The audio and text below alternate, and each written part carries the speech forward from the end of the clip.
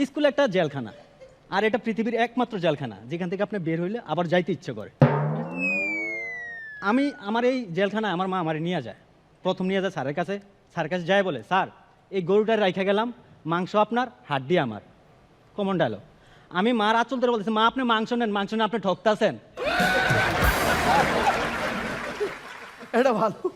আমার মা আমার কথা শুনে নাই, এখন আফসোস করে 900 টাকা কেজি। আমিন ভাই, স্কুলে আমার মা আমার আইডেন্টিটি এমনভাবে সেট করছে অ্যাজ এ গরু হিসাবে। আগে পোলাপাইন সত্যিকারের গরুর কল্পনা করতো গরু রচনা লিখতে গেলে, তখন থেকে আমার কল্পনা করা শুরু করছে। গরু একটু শর্ট, ব্রাউন কালার, বিড়ি খায়। ফারে ম্যাম, গরু বিড়ি খায়, এটা কল্পনা করতে একটু উইয়ার্ড না? মনে করেন যে একটা গরু বিড়ি ধরেছে, বিড়ি টানতেছে, আটটা গরু আসছে, মামা একটা টান দিস।